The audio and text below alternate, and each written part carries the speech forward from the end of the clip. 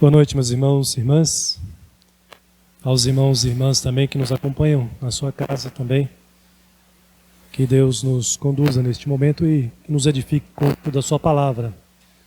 O texto de hoje tem a ver com fé, por isso que nós também cantamos a fé e lemos também sobre a fé, texto de Abacuque. Romanos 1, 16 e 17. Provavelmente um dos textos mais conhecidos de Romanos. Romanos capítulo 1. Pedir que você abra sua Bíblia em Romanos capítulo 1, versículos 16 e 17. Vou convidar os irmãos a lermos juntos, a uma só voz, esse texto aqui.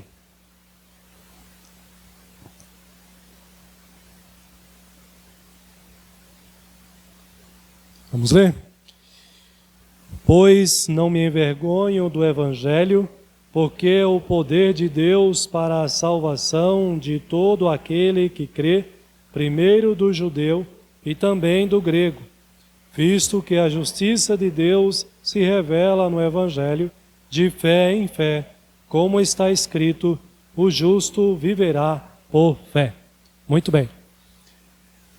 O que nós temos aqui, que lições preciosas nós podemos aprender aqui com o apóstolo Paulo. A primeira pergunta que nós colocamos aí é por que Paulo não tinha vergonha do Evangelho? Por quê? Vocês lembram que percebemos logo do início que o apóstolo Paulo teve dificuldade para ir visitar os cristãos em Roma.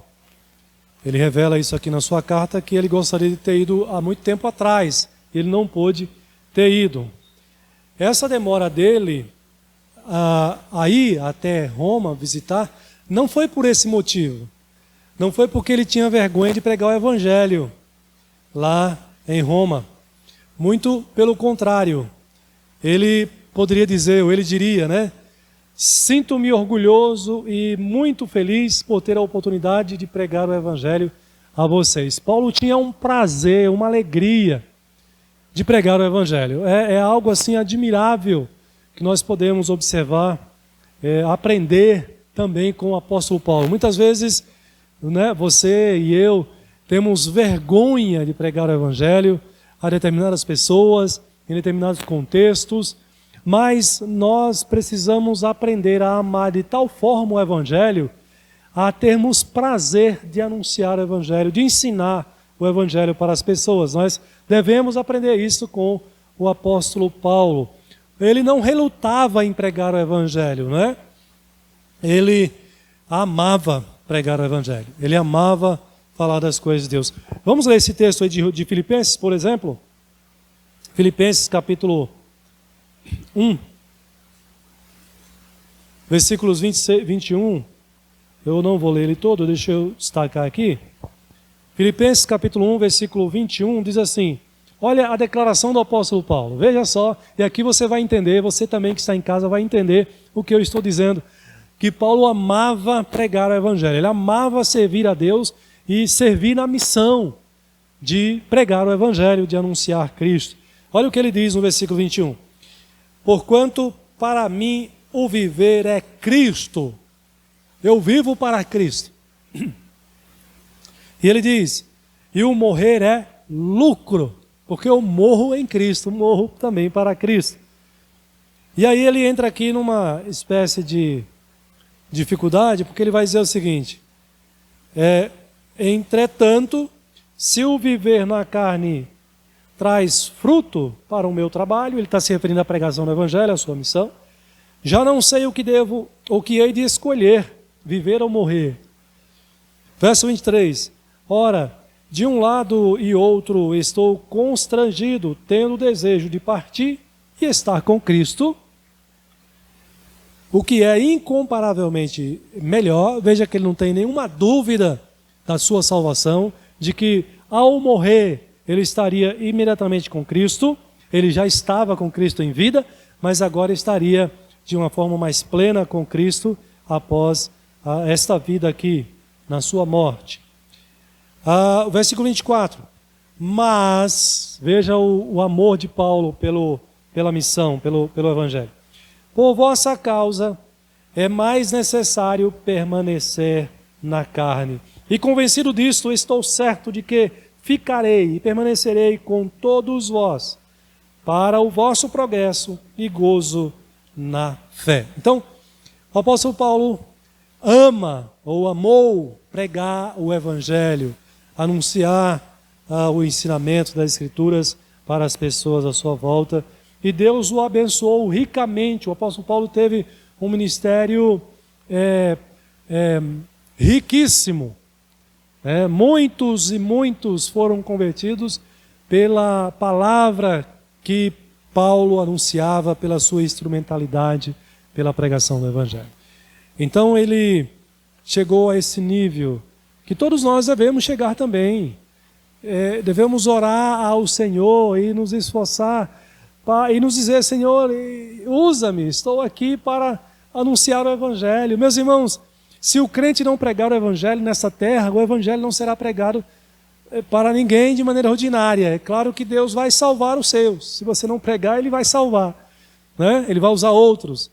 Mas Ele usa esse meio, Ele usa os crentes, aqueles que já o conhecem, para que Ele se torne conhecido a outras e outras pessoas.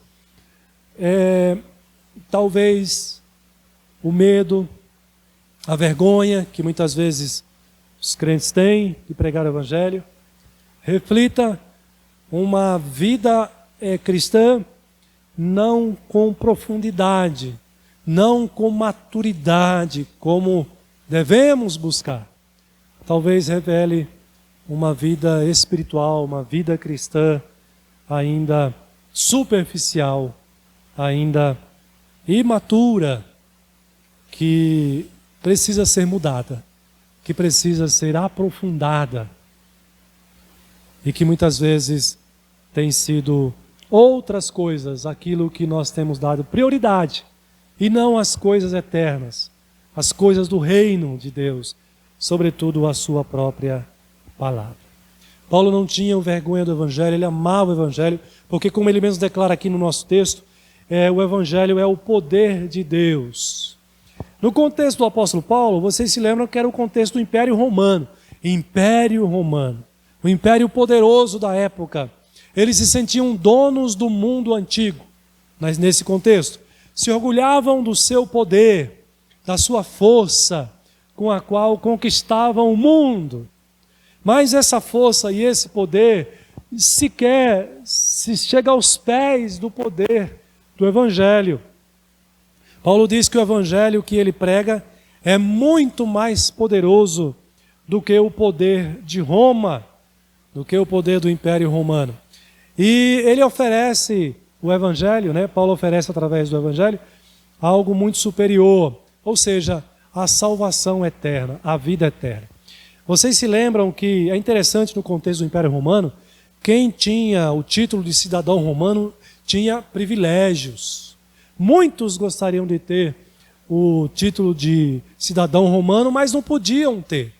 Certa vez o apóstolo Paulo foi preso, foi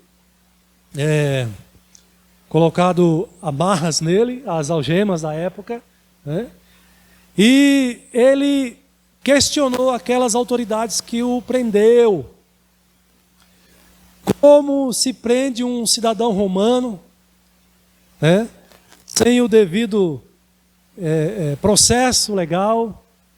E eles ficaram surpresos, e eles ficaram relutando com isso, porque prender um cidadão romano, da maneira como eles tinham feito, era quebrar aspectos da lei romana.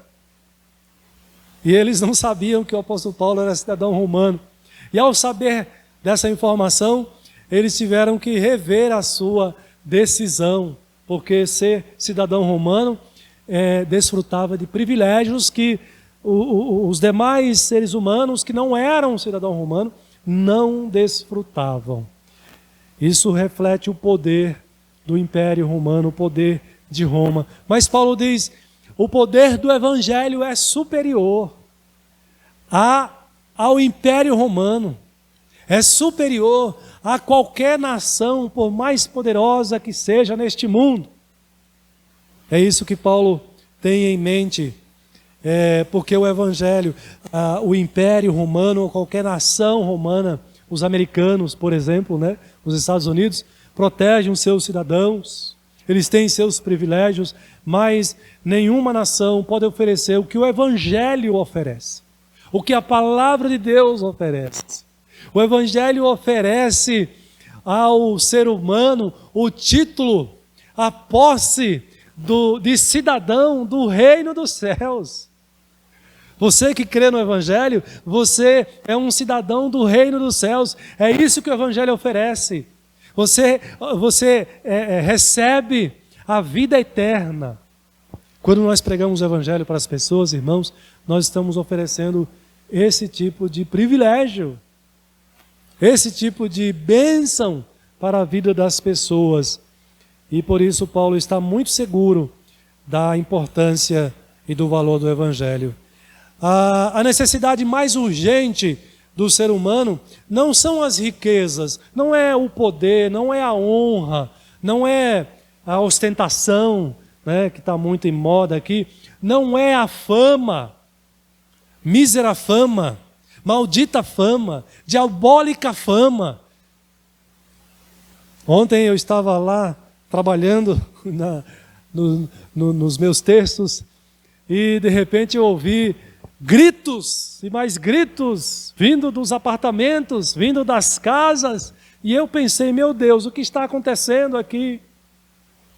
Será que algum prédio caiu? Será que o Bolsonaro foi preso? Porque ali onde eu estou é reduto, né, de muitos que torcem por isso e fazem protestos, então a gente já está acostumado com isso. E aí eu fui depois pesquisar para saber o que aconteceu. Alguém lá do Big Brother foi expulso. Mísera fama, maldita fama, diabólica fama. As pessoas não precisam disso.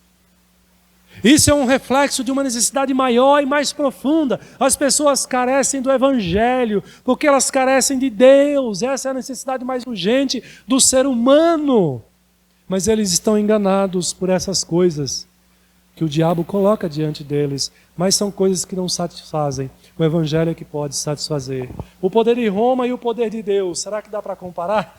Comparado com o poder de Deus, quão frágil foi o poder de Roma e é o poder de qualquer nação, qualquer poder neste mundo aqui, não dá para comparar com o poder de Deus, o poder do Evangelho. Os exércitos deste mundo, né? Os exércitos de Roma, o que eles faziam para proteger o império? Eles destruíam, matavam, tiravam vidas. E o que faz o Evangelho? Eu fico impressionado com o poder do Evangelho de restaurar vidas. Eu já falei isso aqui para vocês, certa vez eu assisti um vídeo de uma missionária, fazendo a sua missão, pregando o Evangelho, lá na Índia. E me chamou a atenção uma parte do vídeo inicial em que mostrou crianças ali pelas ruas que foram alcançadas, e naquele primeiro momento, crianças sujas, crianças que não tinham roupas, né? No máximo tinha uma bermudinha, um shortinho ali, né? Com a saúde maltratada, né? O cabelo mal cuidado, né? Com o rosto sujo, crianças maltratadas, e essas crianças foram alvos, tudo indica, do trabalho daquela missionária, do Evangelho. E ao final, depois de um determinado momento do áudio, do vídeo, mostrou o resultado, o que o Evangelho faz na vida das pessoas.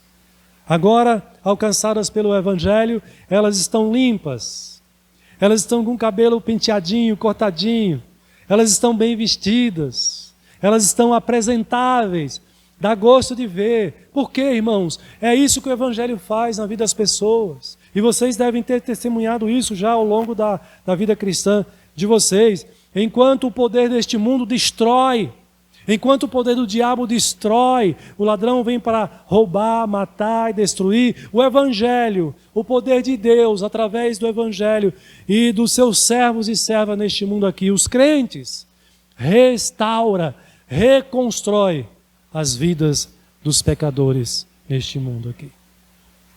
É o que o Evangelho está fazendo na vida de vocês, começou e continua fazendo, restaurando as nossas vidas, reconstruindo a nossa maneira de pensar, nossa maneira de sentir e desejar.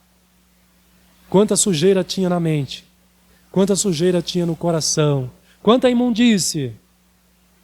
E o Evangelho vem purificando, restaurando, transformando, aperfeiçoando, nos tornando mais parecidos com Jesus Cristo a cada dia, como filho, em plena obediência ao Pai.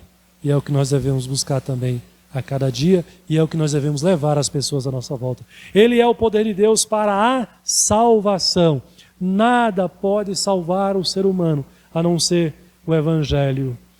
O que é a salvação, então? O que significa a salvação? Na teologia de Paulo, o que significa? Eu vou colocar aqui sobre dois aspectos. Primeiro, o aspecto negativo, e depois no aspecto positivo. No aspecto negativo, nesse sentido de libertar homens do pecado, é nesse sentido que eu estou chamando de sentido negativo. Libertar da culpa é algo ruim, é algo negativo, né? Viver com culpa. A culpa adâmica, ou seja, a culpa do pecado original que pesa sobre todo o ser humano, já nasce sob essa culpa. E dos nossos próprios pecados. Tem vários textos que mostram isso, vocês já conhecem também alguns deles, né?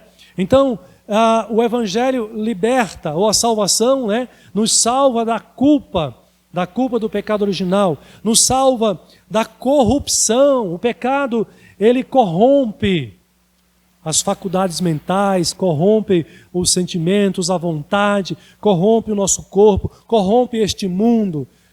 O Evangelho, a salvação de Deus, nos salva da corrupção, da escravidão. O pecado escraviza.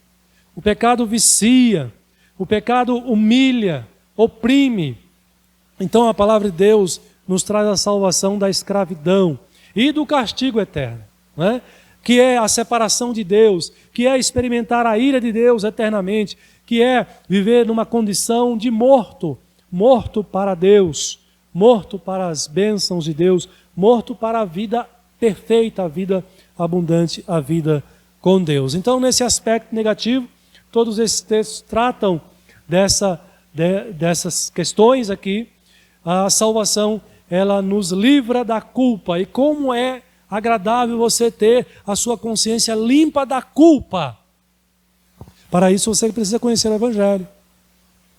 Para você não se sentir culpado. E tem crente que mesmo tendo sido salvo, a certeza da salvação, mas por ainda não ter desenvolvido a sua fé, a sua vida espiritual, por ainda não ter lido os textos mais profundamente, continua carregando culpa de pecados seus, que pecou, e mesmo que ele confessou, se arrependeu e confessou, ainda continua com um sentimento de culpa, por falta de conhecimento da doutrina do perdão de Deus, em Cristo Jesus, né?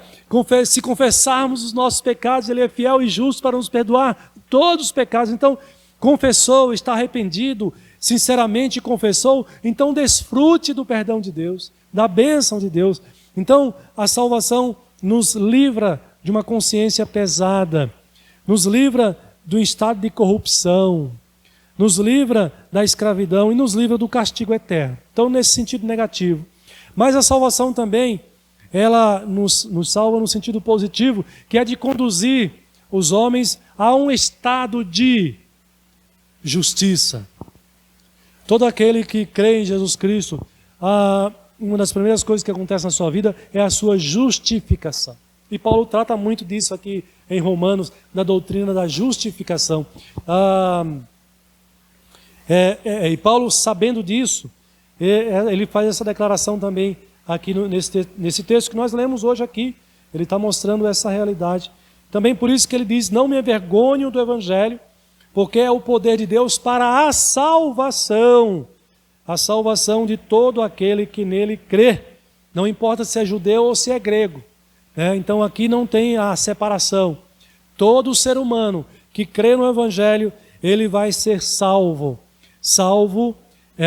Porque ele sai do estado de acusado, de condenado, e agora ele foi justificado. É por isso que Deus recebe o crente diante dele. É por isso que o autor aos Hebreus nos encoraja a adentrarmos a presença de Deus com ousadia, ou seja, com a consciência tranquila, com a liberdade para nos adentrarmos ao trono de Deus, à presença do Senhor, sem nos sentirmos mais acusados. O diabo não pode mais nos acusar, porque Jesus Cristo já nos justificou. Oh, glória a Deus, aleluia. Então, a salvação nos justifica. Outra coisa que é importantíssimo para nós, a salvação nos conduz a um estado de santidade. Nós somos santos para Deus. Ele nos libertou com a sua salvação, nos tirou do mundo de trevas, de pecado, para a luz, para uma vida de santidade na presença do Senhor.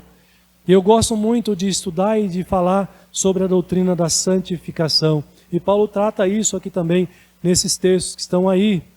Os irmãos podem acompanhar, marcar aí também, se der tempo, na sua Bíblia, para depois vocês lerem também, porque não dá tempo eu ficar lendo todos os textos aqui.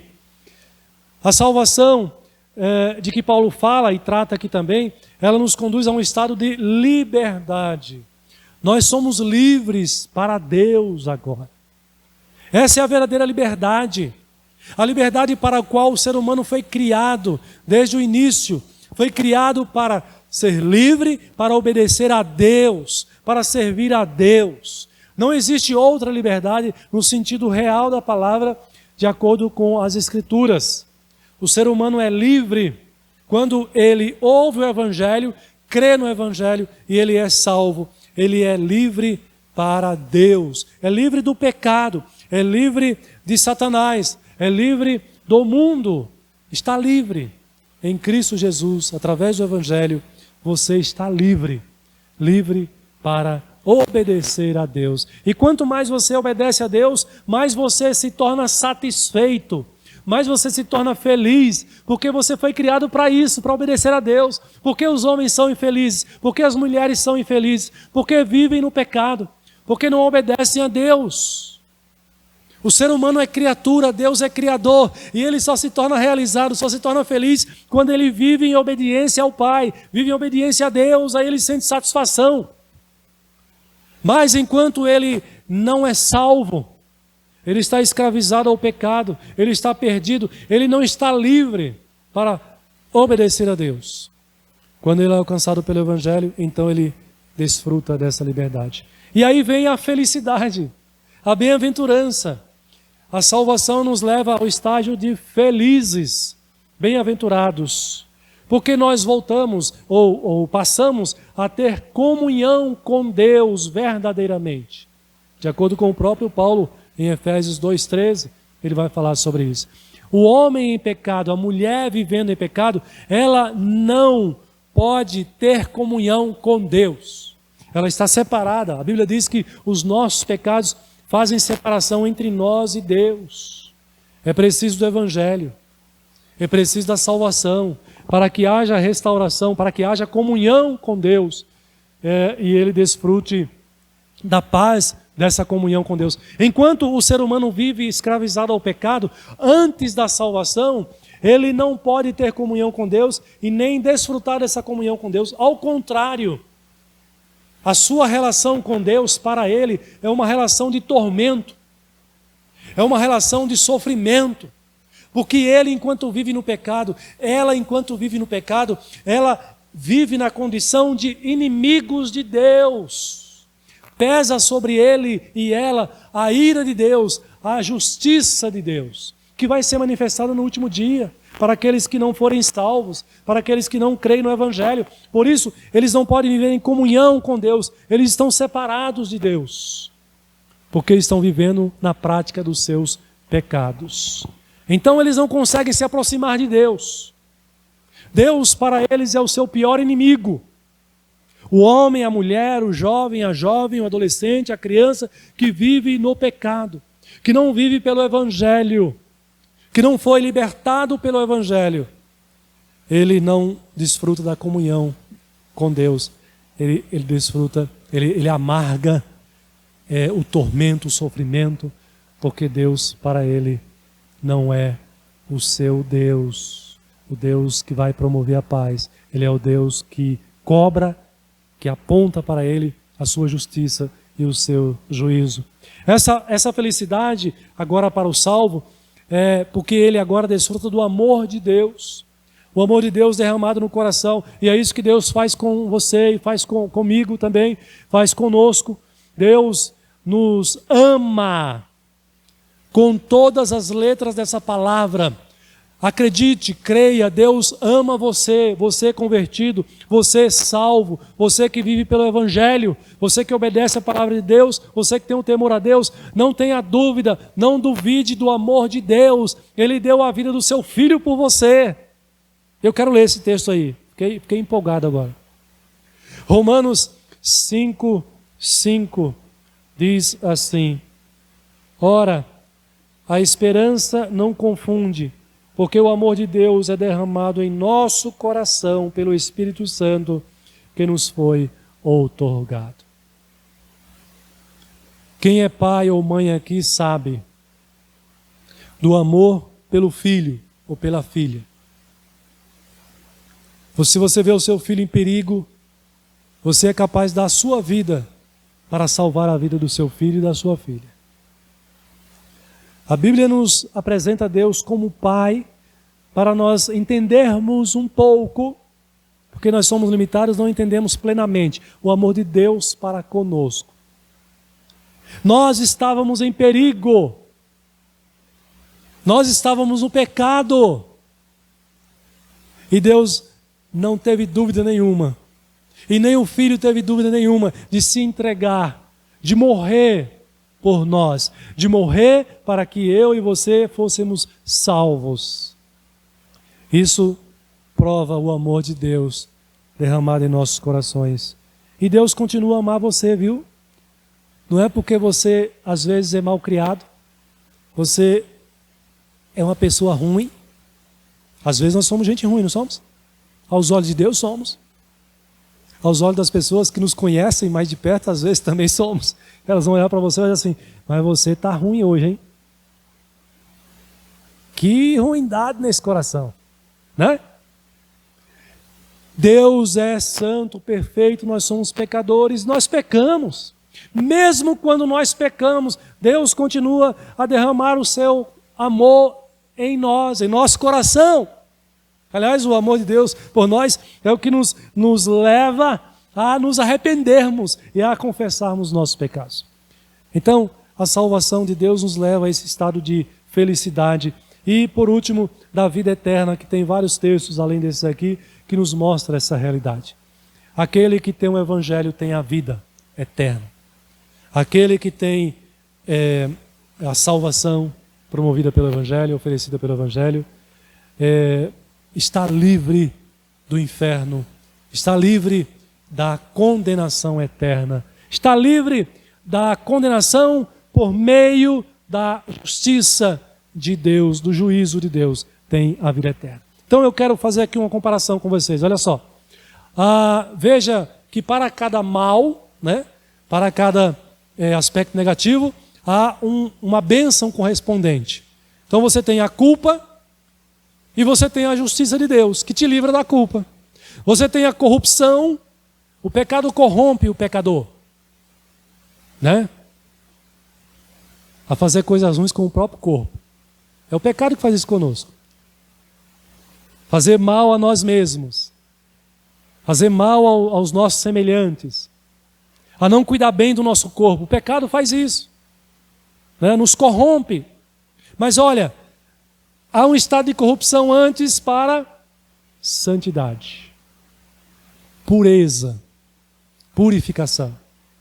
É nesse processo que nós estamos, nesse processo que vocês estão também, sendo purificados. Vocês não lutam contra o pecado a cada dia? Não lutam? Até as crianças, né? Pedro, Heitor, né? Vai ser ensinado pelos pais a não fazer o que é errado, e aí vai lutando contra o pecado. Processo de santificação. Escravidão, antes éramos escravos. Paulo fala isso aqui em Romanos também. Escravos do pecado. E todo que não é salvo é escravo do pecado. Eles não conseguem entender a vida de vocês como crentes. É um nó na cabeça, né? É uma grande interrogação. Por que está indo para a igreja hoje à noite? Né? Talvez os nossos familiares fiquem questionando. Não entendo por que ela gosta tanto de ir para a igreja. Né? Escravo do pecado, liberdade. Castigo, felicidade. Então, cada mal, uma bênção. Sem a salvação, o mal. Com a salvação, com o evangelho, bênção de Deus. Tranquilo? Muito bem. As implicações, então, dessa salvação. Portanto, o que significa? Quais as implicações disso? Né? Ser salvo, pois, significa ser libertado do mal maior. Tem gente que fala assim, o pior câncer que existe é o pecado no coração do ser humano. De fato, é o maior mal que existe, é o pecado, né, do ser humano. Ele precisa ser libertado, ser tirado desse maior mal e ser colocado na posse do maior bem, que é a salvação. As bênçãos prometidas pertencem, olha, isso aqui é interessante também para nós refletirmos aqui. As bênçãos que o Evangelho promete, que a salvação traz para nós, elas pertencem ao passado. Você viu lá quando fala da justificação, né, da justiça, você foi justificado lá atrás. Quando Cristo morreu por você, você foi justificado. Mas elas também pertencem ao presente. Você pode, inclusive porque você foi justificado, você pode adentrar à presença de Deus. Você pode orar ao Senhor e Ele vai te ouvir e receber a tua oração, porque você foi justificado lá atrás. E ela pertence também ao futuro. Né? Aqui tem os 3 exemplos. Justificação no passado, santificação no presente e glorificação, que é o que nós estamos aguardando. Todo que crê em Jesus, todo aquele que foi salvo, aguarda a volta de Jesus para sermos glorificados, para tomarmos posse plenamente dessa salvação. Então, as bênçãos pertencem ao passado, sim, ao presente e também pertencem ao futuro da vida do crente. E nós aguardamos com grande ansiedade. Mas todas essas bênçãos são para quem?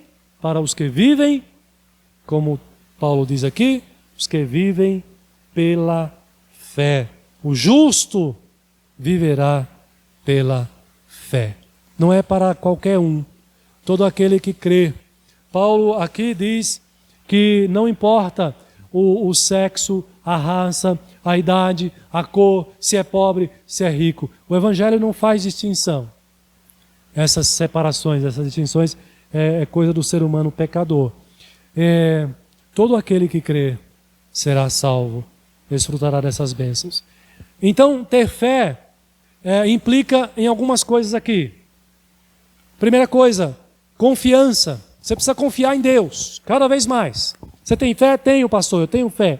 Eu juro de pé junto que eu tenho fé. Né? Você tem fé? Então confie no Senhor. E aqui, irmãos, a questão de confiar em Deus, ela precisa ser desenvolvida e provada dia após dia, diante das situações que Deus coloca na sua vida. Está com problema, com luta lá no trabalho? Exerça a sua fé. É ou não é, Cidalva? Exerce a fé na provação do trabalho. Está procurando emprego? Exerce a fé, a confiança no Senhor, no dia a dia. Então, ter fé implica viver nesse contexto de fé. Viver confiando no Senhor. Segurança, né? Confiar e saber que Deus é quem nos protege.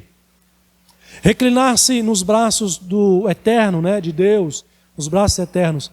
A convicção, ter a certeza, né? A convicção, Hebreus 11:1, vocês conhecem esse texto aqui, que vai explicar o que é fé, né? A fé é a certeza das coisas que não se esperam, que não se veem, né? Mas você espera, pela fé você espera, não é? Então, é a confiança naquilo que você conhece pela fé.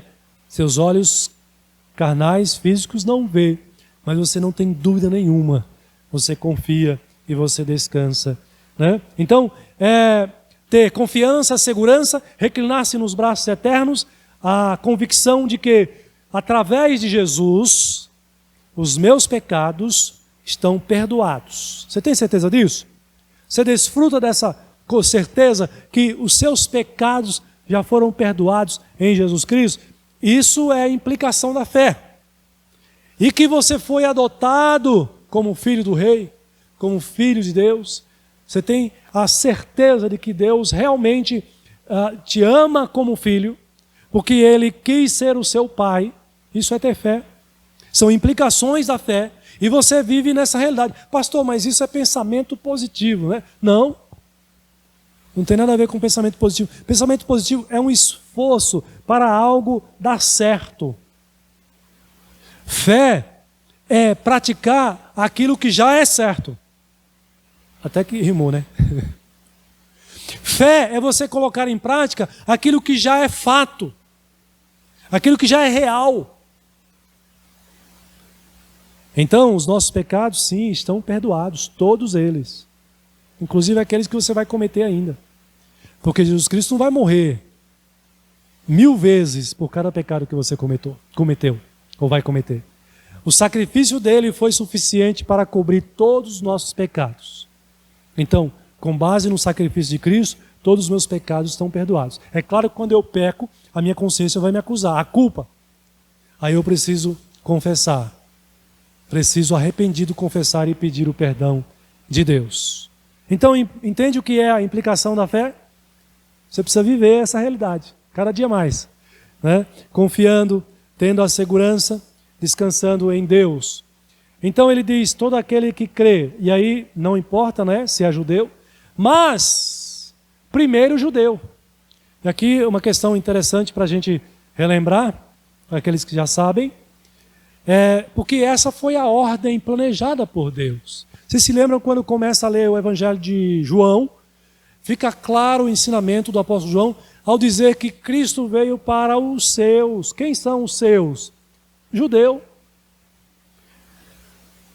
Cristo veio para os seus. A lei veio para os judeus. As profecias vieram para os judeus. Primeiramente para o judeu. Aí João diz, mas os seus não o receberam. Mas isso não significava que só os judeus seriam salvos. Só eleitos dentre os judeus seriam salvos. Gentios também. Então a salvação também é para nós. E isso a gente observa, irmãos, desde o início. Deus deixou claro que a salvação não iria se limitar apenas aos judeus. Você tem um texto de Gênesis 12. Deixa eu ler esse texto aqui para vocês. Gênesis 12, versículo 3. O primeiro texto, né? Aqui a promessa de Deus da aliança que ele faz com Abraão. Ele diz assim: Abraão, ou Abrão, abençoarei os que te abençoarem, amaldiçoarei os que te amaldiçoarem. E aí ele completa: em ti serão benditas todas as famílias da terra. Não apenas as famílias dos judeus, mas todas as famílias da terra. Bom, vocês já conhecem esse ensinamento, essa doutrina, né? O último capítulo de Mateus 28, versículos 19 a 20, Jesus, quando manda os discípulos irem pregar o evangelho, ele manda ir fazer discípulo de todas as nações. Não é só da nação dos judeus, né? Está claro aí. E de, portanto, fazer discípulos de todas as nações, batizando-os em nome do Pai, do Filho e do Espírito Santo. E Paulo também, aliás, Paulo vai tratar muito em mais detalhes essa doutrina, esse ensinamento de que a salvação não é só para os judeus. Primeiro para o judeu, mas depois também para os gentios. Então ele diz aqui no verso 17 do nosso texto que a justiça de Deus é revelada no Evangelho de fé em fé. Mas o que significa a justiça de Deus? Essa é a pergunta. O que significa a justiça de Deus?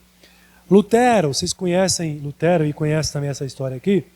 Quando descobriu que a justiça de Deus era gratuitamente atribuída ao pecador, com base no sacrifício de Jesus Cristo, e não retributiva, ele teve o dia mais feliz da sua vida. O que é uma justiça retributiva? É você receber algo em troca de algo, né? A Igreja Católica, na ocasião, estava naquele contexto das indulgências. Então você precisa comprar, né, um pedacinho da cruz, da madeira da cruz de Cristo, para você ter a bênção, para você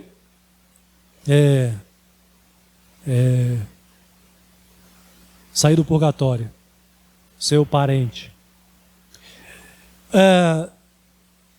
Lutero aprendeu a justiça nesse contexto, mas ele foi estudar as Escrituras. Aqui é a questão da mente atribulada. Porque, irmãos, pensa um pouquinho, se a justiça de Deus fosse retributiva, ou seja, você vai receber a salvação porque você merece a salvação. É uma retribuição. Pensa um pouco, será que merecemos a salvação? Será que algum dia chegaremos a merecer a salvação de Deus? Será que viveremos num estágio em que jamais pecaremos e assim estaremos prontos? Porque só assim mereceríamos a salvação da parte de Deus.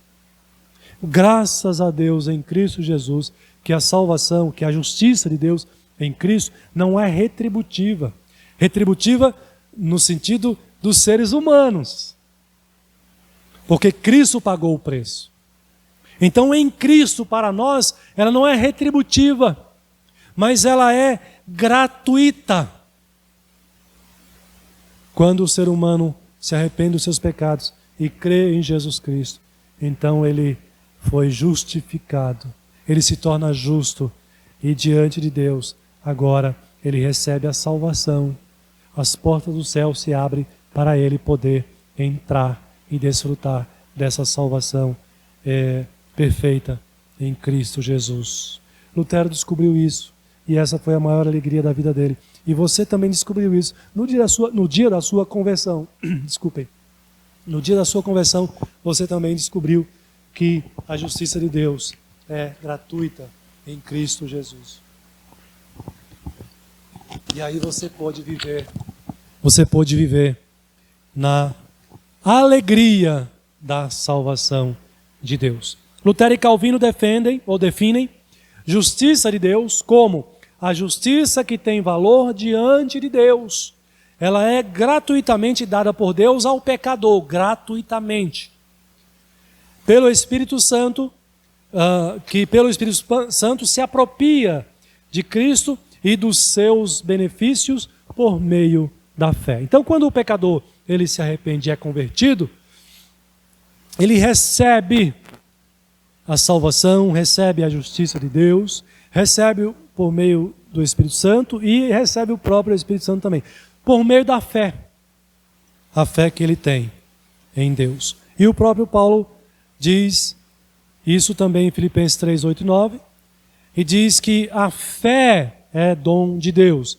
Ele vai dizer lá em Filipenses 8 e 9, a respeito dessa fé.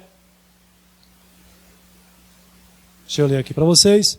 Filipenses 3, 8 e 9 diz assim, o testemunho do próprio Paulo, né? Sim, deveras considero tudo como perda, por causa da sublimidade do conhecimento de Cristo Jesus, meu Senhor, por amor do qual perdi todas as coisas e as considero como refúgio para ganhar a Cristo e ser achado nele, não tendo eu, diz Paulo, justiça própria, que procede de lei, senão a que é mediante a fé em Cristo, a justiça que procede de Deus, baseada na fé. E lá em Efésios ele vai dizer que essa fé não é do homem, não é da mulher, ela vem de Deus, ela é dom de Deus. Por isso você tem fé hoje, a fé bíblica, a fé verdadeira que te justifica. Deus então dá a fé, mas aí tem uma coisa que ele exige de nós. Você precisa praticar essa fé. Você precisa exercitar a fé. Esse exercício é dever nosso. O exercício da fé não é operação de Deus, ação de Deus. Deus requer que nós pratiquemos a fé e cresçamos na fé. Nós é quem devemos crescer, devemos crer em Deus. Ele não crê por nós. Então, o ato de crer é do ser humano, é do convertido. E ele precisa crer e desenvolver essa fé em Deus. Você e eu precisamos crescer na fé. Aliás, comece pedindo a Deus isso. Senhor, aumente a minha fé. Senhor, me fortaleça na fé. Comece reconhecendo a necessidade que você tem de crescer na fé. Reconhecendo que a sua fé ainda precisa crescer muito. E quem é que faz crescer? Deus. Busque então. Demonstre para Deus que você deseja isso, que você quer isso. No entanto, reconhecemos que não é só o dom da fé, que não só o dom da fé procede de Deus, mas também é o que eu acabei de dizer para vocês, o poder para exercê-la. Então, precisamos pedir a Deus, Senhor, o Senhor me deu a fé, me fortalece a fé, Senhor. Você reconhece que você precisa ter uma fé maior? Você precisa confiar mais em Deus? Você que está em casa, você reconhece que a sua fé é pequena? Você precisa aumentar a sua fé em Deus, né? Quem é que vai aumentar a sua fé? É Deus. Então, precisamos pedir para Deus. O justo viverá por fé. E aí Paulo diz, ele aqui citando, por isso que eu coloquei na liturgia, o texto de Abacuque 2,4. Paulo cita Abacuque, onde o profeta estava inconformado, porque parecia que o perverso estava escapando da lei de Deus, escapando, né, da justiça de Deus. Por isso que ele diz assim, ainda que a figueira não floresça. Nós até cantamos, até um cântico também, esse texto. Parece que Deus não tolerava, parece que Deus, né, no contexto, na mente do profeta, ele chegava a pensar, parece que Deus está suportando, tolerando o mal, os perversos, a exploração dos pobres, a contenda, a violência. Aliás, não é isso que acontece nos nossos dias hoje também? Rapidamente eu estava vindo para cá e estava ouvindo notícias, né, no rádio, e uma delas foi a respeito da imunidade dos parlamentares. E aí alguns já estão dizendo que essa mudança que eles querem fazer na lei, ela deve ter outro nome, não imunidade, mas impunidade dos nossos parlamentares. Olha o que está acontecendo no Brasil, olha as injustiças, né, pessoas cortando a fila da vacinação, porque é influente, porque tem um cargo, porque é rico, e os pobres, e as senhoras, e os senhores idosos. Né? Então o profeta vivia também esse contexto de injustiça. E aí a pergunta aqui, por que Deus deixa que os babilônicos castiguem os judeus? Por que Deus deixa que os perversos castiguem os crentes? O mal de destruir o bem. Parece que nós vivemos dias do profeta Abacuque, né? Os princípios cristãos sendo minados, sendo destruídos, a família, o casamento, não é? Vivemos também um contexto parecido. Isso perturbava então a cabeça do profeta. Mas o que ele diz, o pensamento, a oposição do profeta que é interessante aqui. Ele diz, eu vou esperar no Senhor. A confiança dele, a fé dele. Irmãos, esse é o nosso dever, é o seu dever. E é também um privilégio, nós que somos crentes, confiar e agir, assim como o profeta, como? Com os nossos olhos, não no que nós vemos, né? Os olhos carnais, nos problemas, mas esperando, confiando e esperando no Senhor. Isso é viver pela fé, irmãos, como Paulo diz aqui. Mas não espere passivamente, não é cruzar os braços. Eu vou sentar aqui e vou ver o que Deus vai fazer. Não, é um esperar atuante. A fé em Deus, a fé bíblica, ela não é passiva, ela não é morta. Ela é uma fé que nos impulsiona a agir. Então não espere passivamente.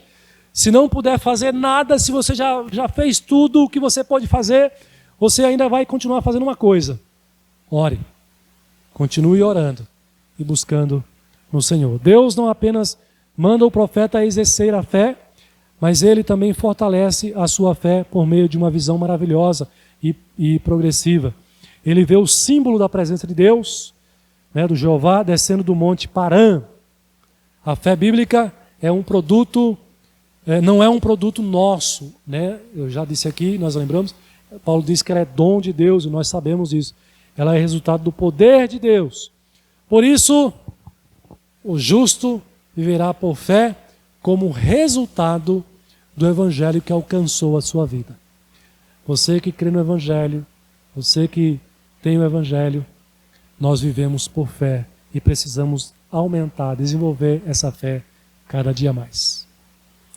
Eu tinha um videozinho para mostrar aqui para vocês, mas de novo não vai dar tempo. Então fica para depois. Já venceu ali o meu horário.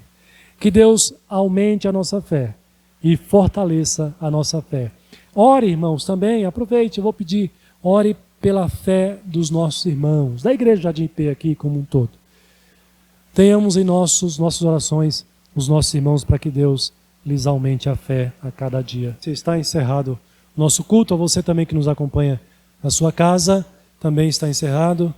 Que Deus nos dê um ótimo restante de semana debaixo da sua graça e da sua proteção.